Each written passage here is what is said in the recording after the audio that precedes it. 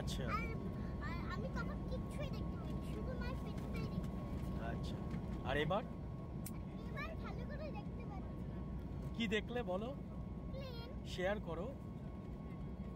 দাও আমার হাতে দাও, আমি ফোনটা আমি দেখি। তোমার ফ্ল্যাটটা দেখা যাচ্ছে? দেখাও তো সবাইকে তোমার ফ্ল্যাটটা দেখা যাচ্ছে নাকি? কি বাবা, কিছুই দেখা যাচ্ছে না, সাদা সাদা তো। কুয়াশা রয়েছে। মা আমাদের ফ্ল্যাট ওই দেখো। হ্যাঁ, গঙ্গা দেখা যাচ্ছে। কেমন লাগছে? এই স্বর্গে আকাশে উড়ছি। আচ্ছা, মা দেখো বাড়িগুলো কি ফুটতে ফুটতে লাগছে। হ্যাঁ, মেঘের জন্য দেখাই যাচ্ছে।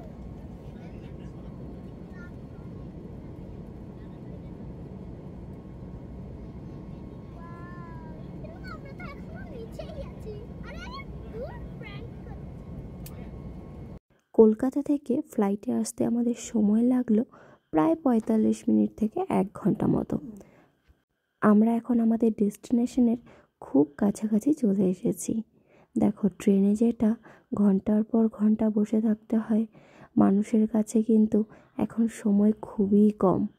আর সেই কারণে যত সুবিধা তত ঠিক অসুবিধাও কিন্তু রয়েছে। থাক, অসুবিধার কথা আজকে আর না হয় নাই বললাম।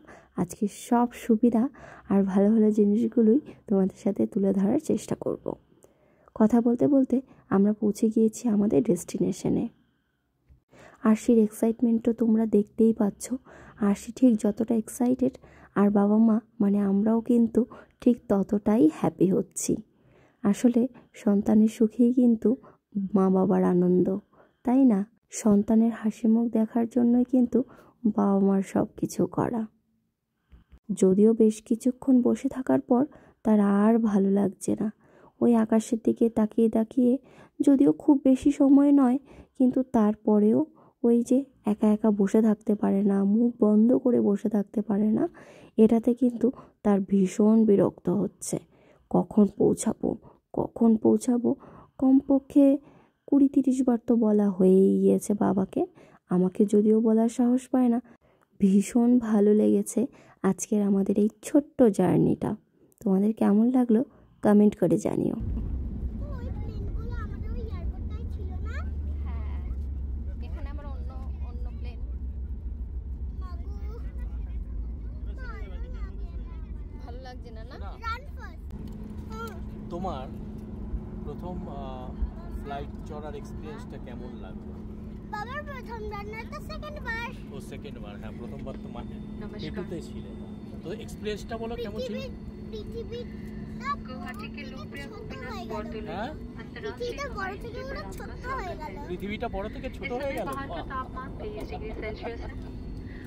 आपके सुरक्षा के लिए आपसे निवेदन है कि कृपया अपनी कुर्सी पर ही बैठे रहें और अब आप अपने मोबाइल फोन को তার কথা শুনে মাঝে মাঝে হাসবো না কাঁদবো সেটাই বুঝতে পারি না। চলো এবার এগিয়ে যাই সামনের দিকে, কারণ না হলে প্রায় অনেকটাই লেট হয়ে যাবে। আমরা এখান থেকে গিয়ে আবার পৌঁছে পুজো দিতে যাব মন্দিরে। দেখো, আন্টিদের সাথে এখানে হাই হ্যালো হয়ে গেল, বাই বাই। আন্টিরা কিন্তু সেকেন্ড টাইম আবার ডেকে আবার গিফট দিচ্ছে, ক্রিসমাস ডের গিফট, কেক। বললাম না, যেখানে যাবে সেখানেই সবার সাথে ওর ফ্রেন্ডশিপ হয়ে যায়। সত্যি কিন্তু বাচ্চাদের ভালোবাসে না এমন কেউ নেই। আর বাচ্চা তো বাচ্চাই হয়, বাচ্চার মনটাও বাচ্চাই হয়, তাই না বলো? চলো সামনের দিকে এগোই।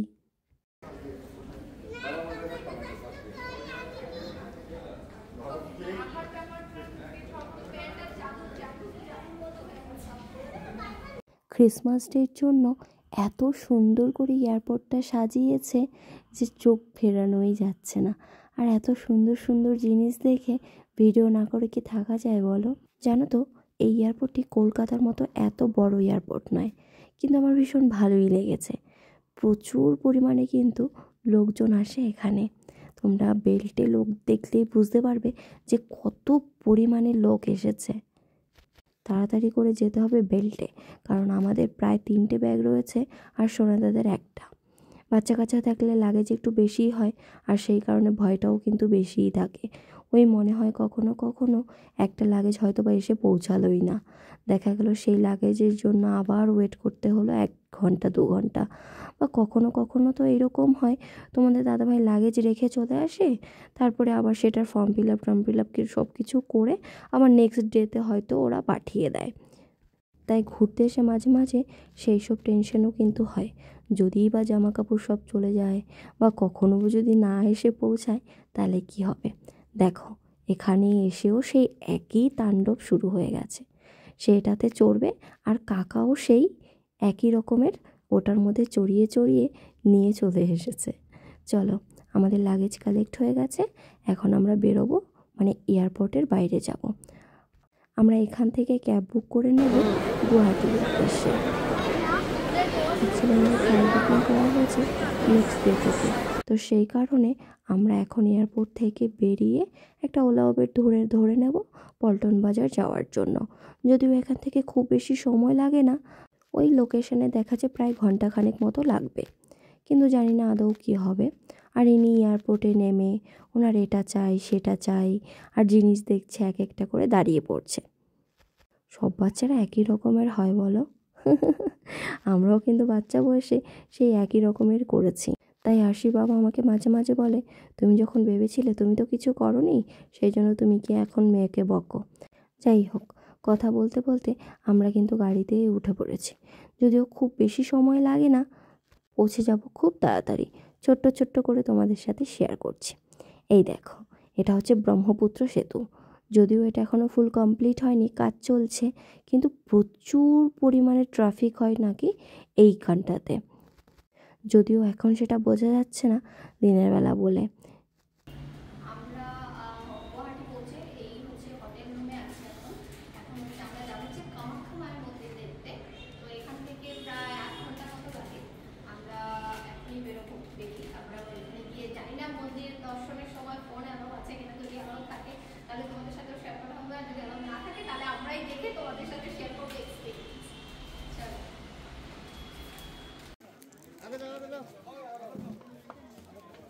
देखा है ना आपने?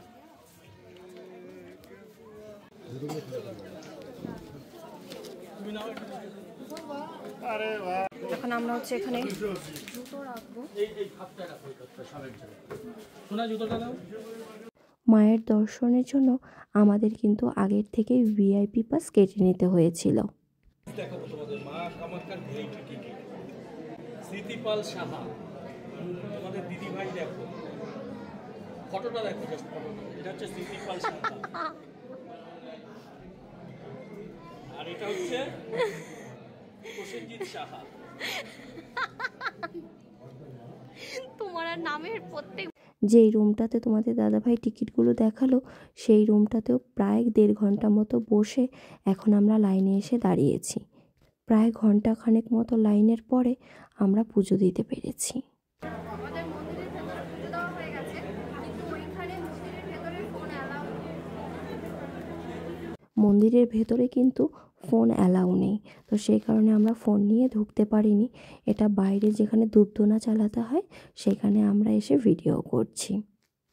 যদিও একটু বেশি সময় লেগেছে, কিন্তু জানো তো খুব সিস্টেমিক ওয়েতে কিন্তু সব কিছু হচ্ছে। মানে টাইম নিয়ে একটা ঘরে বসালো, সেখান থেকে আমরা লাইনে দাঁড়ালাম, লাইনে দাঁড়ানোর পরে সব কিছু সিস্টেম মতো খুব সুন্দরভাবে মেনটেন করে করা হলো সব কিছু। আমার তো ভীষণই ভালো লেগেছে, যদিও একটু সময় বেশি লেগেছে, লাইনে দাঁড়াতে হয়েছে, কিন্তু খুব সুন্দরভাবে সিস্টেম ওয়েতে সব কিছু হয়েছে।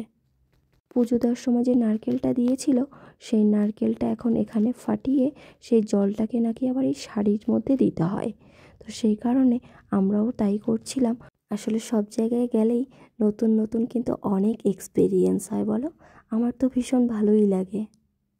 তবে জানো তো আরশি কিন্তু একটু বিরক্তই হচ্ছে, কারণ সবই তো বড় বড় এসেছি, ওর মতো বাচ্চা আর নেই।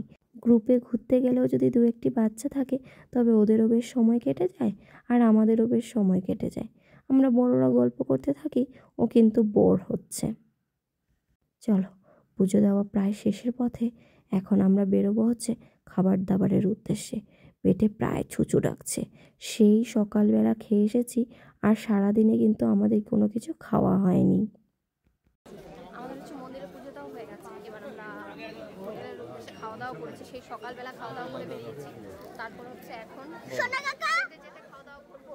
খাওয়া দাওয়া করে তারপরে হোটেল আরেক জায়গায় যাওয়ার কথা ছিল, কিন্তু জানি না আদৌ যাবে ওই জায়গাটা। স্টিমারের চেকটা বললে এখন না, পরে খেয়ে দে।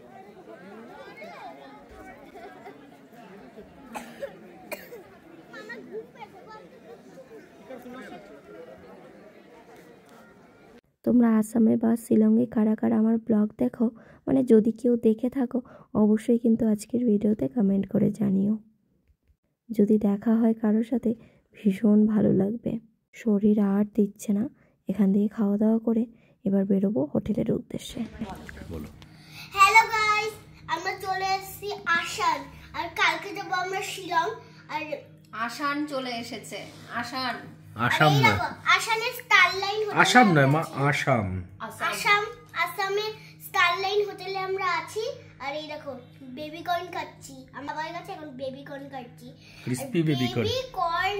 বেবি কর্ন তো একেবারে মাম্মা কর্ন হয়ে গেছে। মাম্মা কর। বেবি কর্ন দেখো কত বড় বড়। তোমাদের দাদা ভাইয়ের হচ্ছে লুজ মোশন, তোমাদের দাদা ভাই কিচ্ছু খেতে পারছে না, শুধু বারবার পটি যাচ্ছে। তারপরেও দারুণ বানিয়েছে। দারুণ, সত্যি দারুণ বানিয়েছে। আমরা সারাদিন এত ঘুরেছি সেটা তো দেখতে হলে সেই সকালবেলা উঠে এসেও আবার মানে রেডি হয়ে 1 মিনিটও বিছানায় শুতে পারিনি। গেছি আবার হচ্ছে কামাখ্যা মন্দির দেখতে। তো এখন এসে আর যেতে ইচ্ছে করছে না। আসার সময় কিছুটা খেয়ে এসেছি। আর ওই রাস্তা থেকে এই ব্রহ্মপুত্র নদী পার হতে যে ব্রিজটা, এই ব্রিজটা পার হতে মোটামুটি 1.5 ঘন্টা, 1.5 ঘন্টারও বেশি লেগে গেছে। তো এখন চিকেন পকোড়া অর্ডার দেওয়া হয়েছে, চিকেন পকোড়া খাবো। রাতে খেয়ে এসেছি ভাত আর খেতে ইচ্ছে করছে না। সন্ধ্যার সময় খেয়ে এসেছি, সন্ধ্যার সময়। হ্যাঁ, পুজো দিয়ে বেরিয়ে। পুজো দিয়ে বেরিয়ে। জল দিল না তো? দিয়েছে। চলো tata, bye bye, good night. আমরা এখন খেয়ে দিয়ে ঘুমাবো, কালকে আবার সকালবেলা বেরোবো শিলংয়ের উদ্দেশ্যে। চলো টাটা, বাই বাই।